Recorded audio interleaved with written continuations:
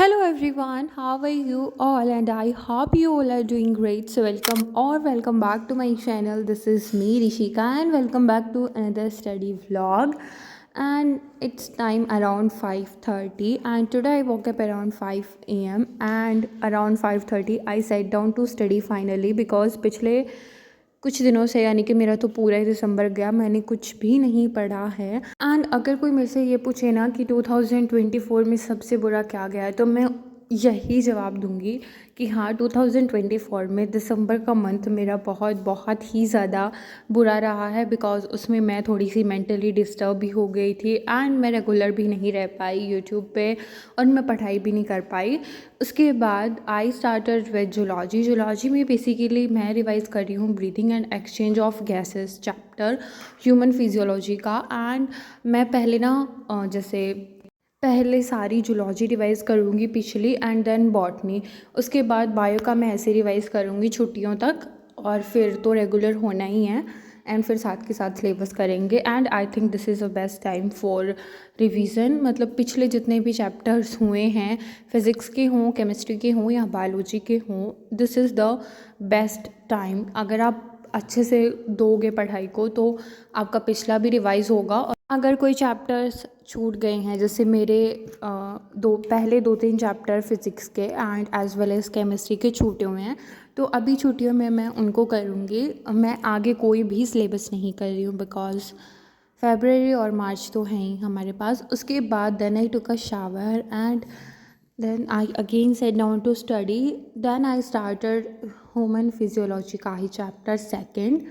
तो बस सबसे पहले तो मैंने breathing and exchange of gases की ही एनसीईआरटी की रीडिंग ली। उसके बाद कुछ हमारे बैच में यानी कि I am from arjuna batch, तो वहाँ की डीपीपी लगाई मैंने। डीपीपी लगाने के बाद मैं दूसरे चैप्टर पे गई। मतलब पहले मैं अपने नोट्स रिवाइज कर रही हूँ। बेसिकली मैंने बहुत ही ज़्यादा अच्छे नोट्स बना रखे हैं। लाइक एक बार पढ़ने से मेरे को पूरा याद आ जाता है कि मैंने क्या क्या पढ़ा था।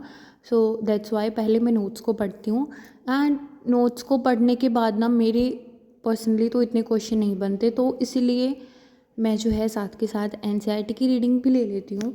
वैसे तो मैं ना अपनी स्टडी स्टार्ट कर दी हूँ फ़िज़िक्स के साथ, लेकिन आज मेरा बिल्कुल भी पढ़ने का मन नहीं था।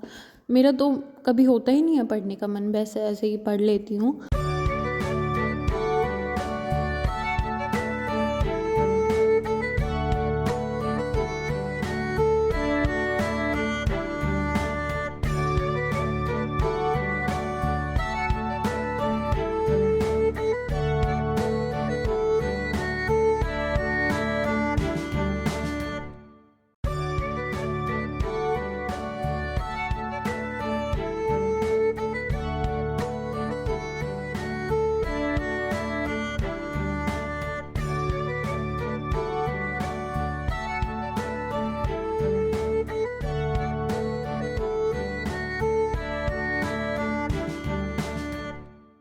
उसके बाद जैसे तैसे मैंने पढ़ाई ख़त्म करी and now it's time for enjoy. And ऐसा नहीं है कि पूरा दिन पढ़ते ही रहो, ऐसा नहीं, मतलब पूरा दिन पढ़ते पढ़ते रहो।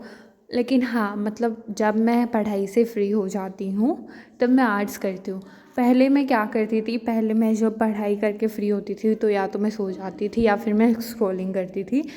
लेकिन अभी मैंने डिसाइड किया है कि वो स्क्रॉलिंग का टाइम या फिर सोने का टाइम मैं अपनी जो है आर्ट को दूंगी बिकॉज़ मुझे पर्सनली ऐसा लगता है कि मेरा पढ़ाई से ज़्यादा आर्ट में इंटरेस्ट है।